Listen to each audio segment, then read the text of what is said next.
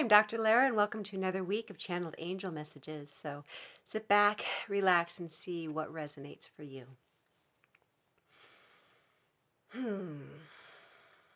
Okay, right away, I'm just seeing a bright light. I'm seeing rainbows and crystals, and I mean, just like huge, huge bright light.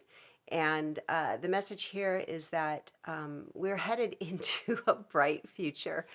I know that for many people that it doesn't seem like that right now because of all the things that are going on. It just seems like it's one thing after another, after another, after another. But they just want to let you know that, and reassure you that we are headed for a brighter future. And what they're showing me is that Buddha statue that was covered in clay. Thousands of years ago, Tibet was ransacked, and what they did, they knew that they were coming, so they covered this huge Buddha statue. It was a gold statue, and they covered it with clay. And it wasn't until many hundred years afterwards that the clay started to crack, and through that the gold started to shine through. So that's what they're showing me. So this means that we're going to start, if you haven't already, we're going to start seeing little glimpses of victories that are happening around the globe. And you're not going to find it in mainstream media. You're not going to find it in conversations where people are in fear and lack in limitation, but it's something that you're going to have to look for.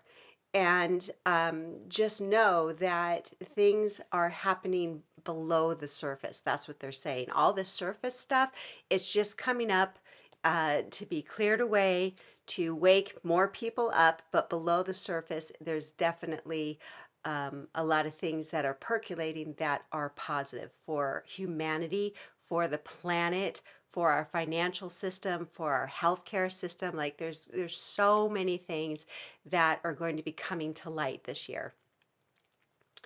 And now they're showing me like the death card. Okay, so they're, in order for new things to come into being, other things have to die or fall away. And they're showing me a garden. So they're showing me a weeded garden. You can't put new seeds into a garden full of weeds because the weeds are too strong and they will overpower the new seeds and they won't be able to grow.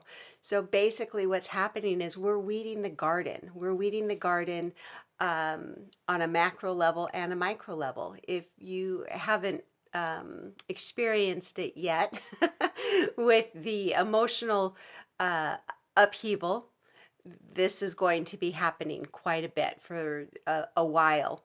And it's just getting more intense now on a personal level because we cannot deny our feelings anymore. We cannot deny our emotions. And we can't turn our heads to things that aren't right. It feels like there's a lot of anger that's going on, but that's actually a good thing because what it implies is that you feel in your very essence that something isn't right and it angers you. What they would like to offer, though, is how to deal with your anger rather than pointing fingers, rather than complaining, rather than going into fear mode. Just kind of take a step back and own your anger of what it is you're angry at and feel that anger and move it out, but not on anybody else. Okay, what else do we have here?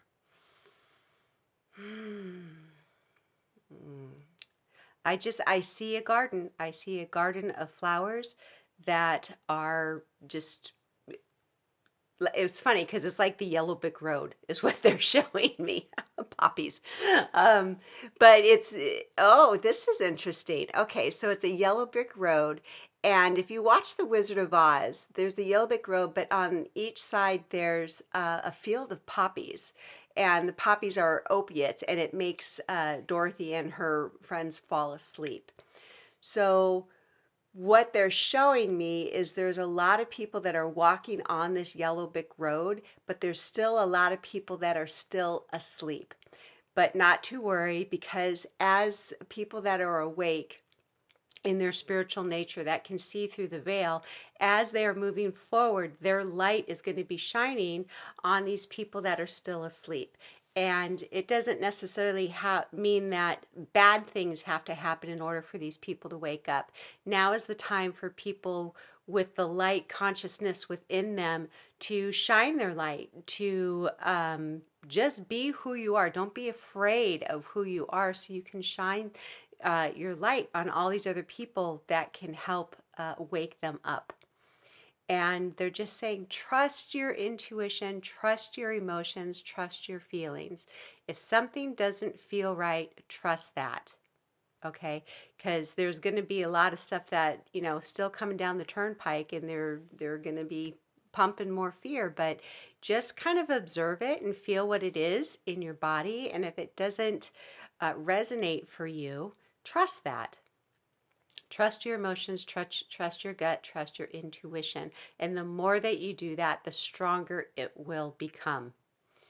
And they just showed me like the sky's parting, like these clouds that are moving away, and the sun is coming through.